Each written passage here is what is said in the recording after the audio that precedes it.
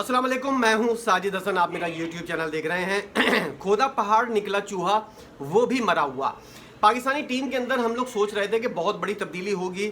Chairman PCB ने team का announcement में लेट कर दिया है, देरी कर दी है। इसकी क्या वजूहत हो सकती हैं? सब लोग बैठे, 2.5 घंटे की मीटिंग हुई और उसके बाद क्या निकला? चेपिद्दी का शोरबा। कुछ भी नहीं निकला और गिलास थोड़ा बाराने वाला हिसाब था।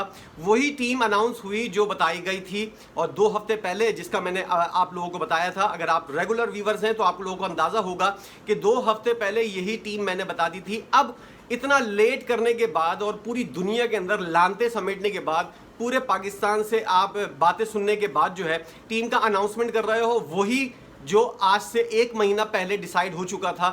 इतनी देरी क्यों की गई? आखिरी डेट के ऊपर क्यों अनाउंसमेंट किया गया?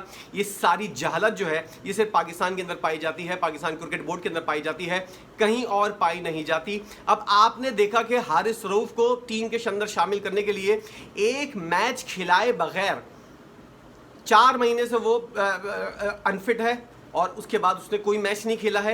एक ऐसा खिलाड़ी जो 4 महीने टीम से दूर है, ना उसने बॉलिंग की है, ना मैच प्रैक्टिस है उसकी, आप उसको लेकर जा रहे हो वर्ल्ड कप के लिए। ये आपकी टीम का हाल है।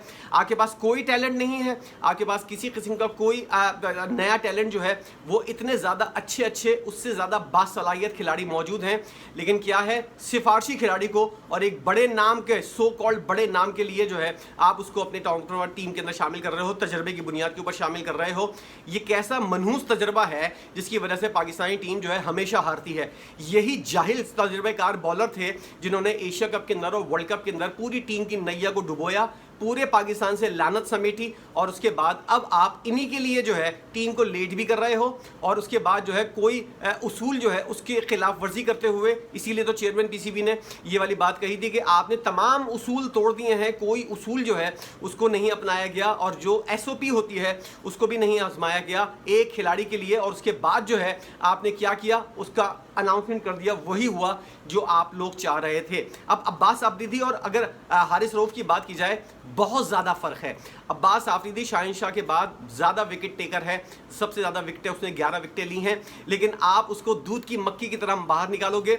और आपने तो ये भी सोचा हुआ है अगर आमिर को बाहर करना पड़े तब भी आप करोगे। अब आप तसव्वुर करो, एक ऐसा जाहिल खिलाड़ी जिसकी टीम के अंदर जगह नहीं बढ़ती, उसके लिए आप जो मेरिट के ऊपर सेलेक्ट हुए हुए लोग हैं, आप उनको जो है वो बाहर करने की कोशिश करते हो। और यही चीज़ हुई कल। मोहम्मद यूसुफ को जो है वो बैटिंग कोच से हटा दिया गया। अगर मोहम्मद यूसुफ इतने ही अच्छे बैटिंग कोच थे तो उनको लगाया क्यों गया था? अगर इतने ही बकवास बैटिंग कोच हैं तो उनको हटाया क्यों किया?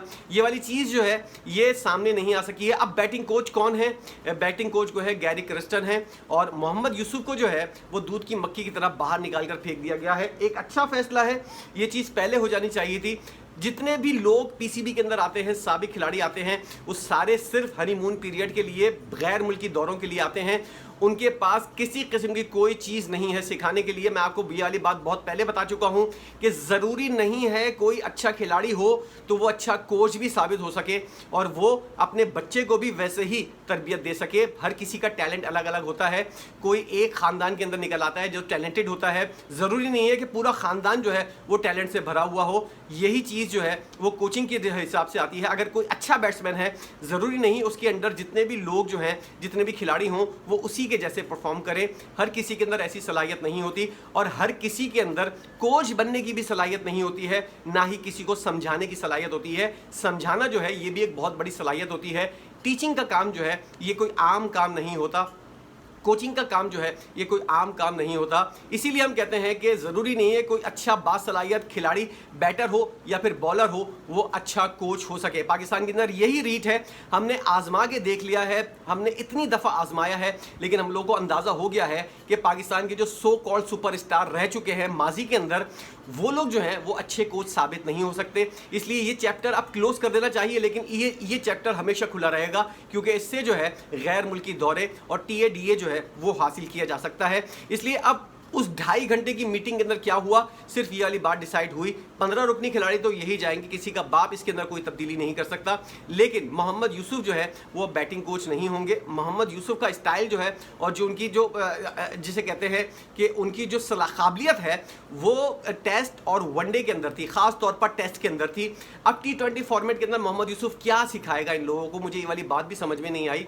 अब्दुल रज़ाक जैसा कोच अगर होता इनका बैटिंग कोच, शायद वो लंबी शॉट मारना सिखा देता, लेकिन उसको भी दूध की मक्खी की तरह निकाल कर बाहर फेंका। और कल अब्दुल रज़ाक ने और असद शफीक दोनों ने चेयरमैन पीसीबी से शिकायत की कि ये जो 15 रुकनी स्क्वाड सेलेक्ट हुआ है इसमें हमसे एक सवाल भी नहीं हुआ, ना ही किसी किस्म की कोई मुशावरत हुई है। अपने तौर पर जो है ये टीम जो है ये लोग इन लोगों ने सेलेक्ट की है। और वही वहाब रियाज की हरकत थी कि अपने तौर पर जो है वो खुद ही बाप बन के जो है सब कुछ करने की पोजीशन के अंदर आ गया। अब वो आंखों से उतर गया है चेयरमैन पीसीबी की, और आंखों का एक ज़माने में तारा था, अब जो है वो बिल्कुल जो है वो उनको पसंद नहीं है। और उन्होंने ये फैसला कर लिया है कि वर्ल्ड कप इख्तिताम पजीर हो और इस सिलेक्शन कमेटी को सबसे पहले निकाल कर बाहर करें। ये सारे डंगर गधे जो हैं ये बैठे हुए पाकिस्तान की सिलेक्शन कमेटी के अंदर, इन्होंने किसी किस्म का कोई ढंग का काम नहीं किया है। जो काम भी किया है, अब इन्होंने क्या किया, रोटेशन पॉलिसी अपनाई थी, वो भी उसके अंदर भी उन्होंने इतने ज़्यादा चेंजिंग की जिसकी वजह से टीम का जो है कॉम्बिनेशन वही अभी तक नहीं बन सका। अब टीम के अंदर क्या है, 3 विकेट कीपर हैं, 5 फास्ट बॉलर हैं और 2 ऑलराउंडर हैं, और इस तरह की टीम बनकर जो है वो आगे आ गई है।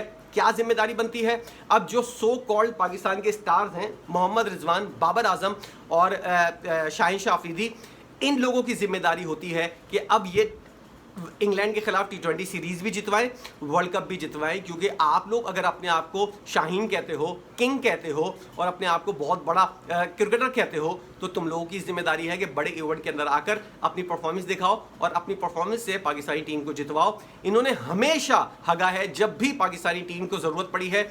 इन तीनों में से कोई भी नहीं चल पाया है, सब ने हक के दिया है, कोई भी नहीं कर पाया है। हमेशा बड़े मैच के अंदर और जब भी इन लोगों की ज़रूरत होती है हमेशा ये लोग जो है हक के आते हैं, और इसकी वजह से इन लोगों को जो है वो बड़े टूर्नामेंट से बाहर होना पड़ता है। लेकिन क्या, छोटे टूर्नामेंट के अंदर, छोटे मैचेस के अंदर ये लोग कर आके अपने आप को शेर और अपने आप को किंग और अपने आप को शाहीन जाहिर करने की कोशिश करते हैं।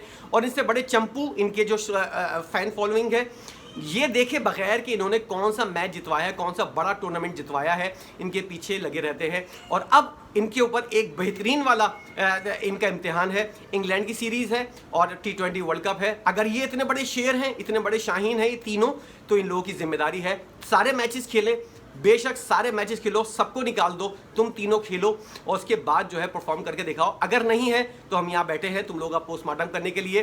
तुम लोगों को टीम से बाहर निकालना पड़ेगा अगर तुम लोगों ने कोई परफॉर्मेंस का मुजाहरा नहीं किया। इस बात से आप किस हद तक मुत्तफिक हैं, और जो टीम सेलेक्ट हुई है इसमें कौन सा ऐसा बड़ा तीर मार लिया है जो आखिरी तारीख तक टीम गई है और उसके बाद ये अनाउंसमेंट हुई है, और इंतहाई फटीचर तरीके से इन्होंने, जैसे कहते हैं ना, वही वाली बात जो मैंने पहले की, खोदा पहाड़ निकला चूहा वो भी मरा हुआ। तो ये वाली टीम जो है जिस तरह सेलेक्ट हुई है, इस पर आपकी क्या राय है ज़रूर बताइएगा। वीडियो देखने का बहुत शुक्रिया।